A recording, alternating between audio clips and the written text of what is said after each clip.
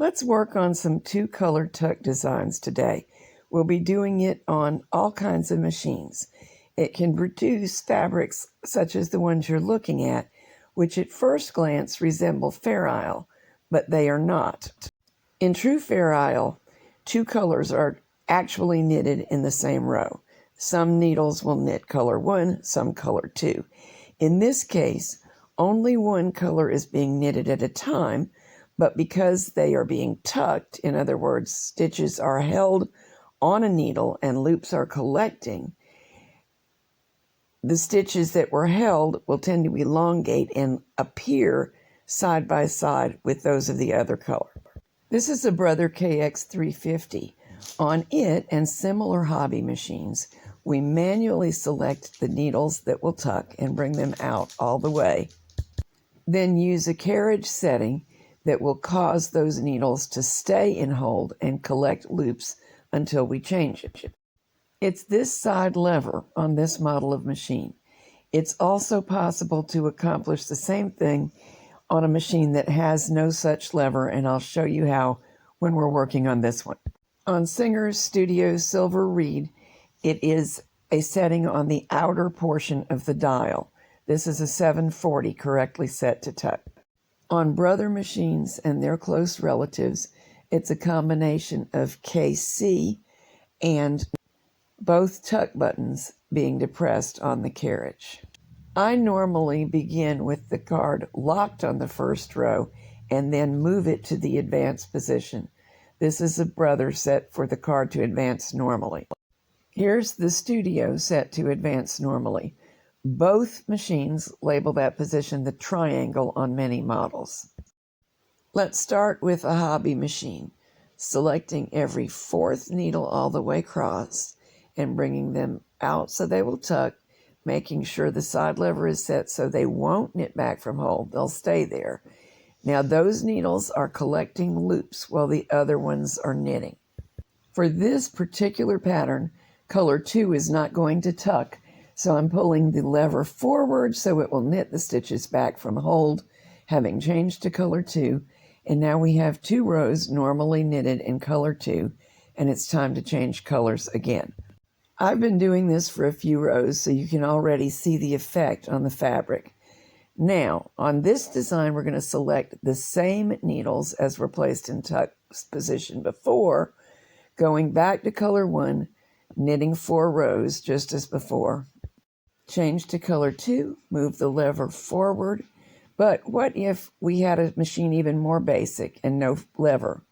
We could simply return the needles that were tucking to upper working position, as I just did, and the effect would be identical. So if you have a Bond or a really old classic machine, that may be the way you need to go. So for this pattern, we keep on alternating, knitting 4 rows of color 1 with every 4th stitch tucking, with 2 rows of color 2 knitting normal stockinette, and it creates the window pane effect that this fabric produces. I really enjoy that. The fabric will vary greatly based on how frequently you change colors, how long you tuck, and which specific needles are selected. This swatch was produced on the same machine using the same technique and also selecting every 4th needle. However, we alternated which 4th needle was selected, one time beginning with the 4th, the next time beginning with the center from the group of 3 that had knitted normally before. At the bottom of the swatch, the color was changed every 2 rows. It was changed every 4 rows in the top of the swatch, and the pace of the tucking matched the color changes. In other words, tuck 2 rows with color 1, tuck 2 rows with color 2, and then later we changed to 4 rows. On a punch card machine, the same exact thing is happening, but the machine is doing the work for you of selection. A card for tuck will always look more punched than unpunched. That is because it's the punched holes that match up with the needles that are actually knitting. The simplest possible card we can use is card number 1 in many, many sets. It's the every other hole punched on every row, but alternate holes punched on the following row. We can use it just as is, or as in the case with this sample, double the length, and it will elongate the pattern a little bit. Brother machines pre-select the needles before knitting the row, so this is what it looks like on a brother while these things are happening. The fabric you're looking at is being created by this card. So every fourth needle is tucking.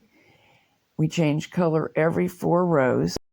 And unlike the way I was demonstrating on the KX350, which fourth needle is alternated on this card. When knitting tuck, I find that it helps to knit a little bit slowly and hang claw weights on the fabric at the edges, even if your machine doesn't require any weights at all for stockinette. I've knitted 4 rows of red. Now changing color to pink, and the machine has already pre-selected the next batch of needles. We'll knit 4 rows of pink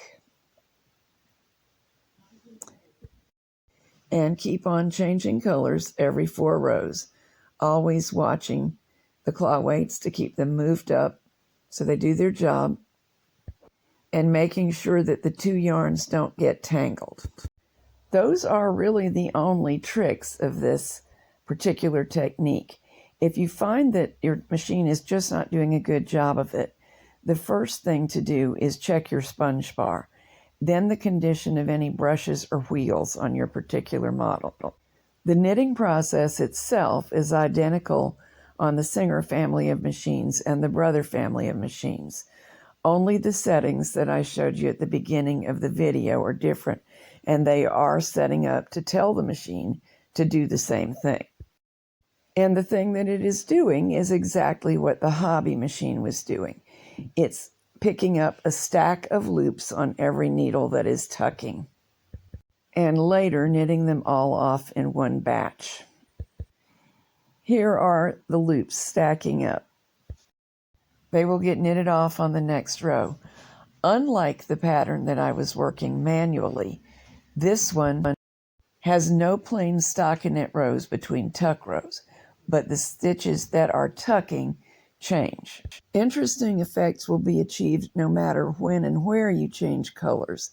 However, to get the effects that you are predicting or may have seen in a pattern book, you're going to need to know the exact point at which the machine starts patterning on the card.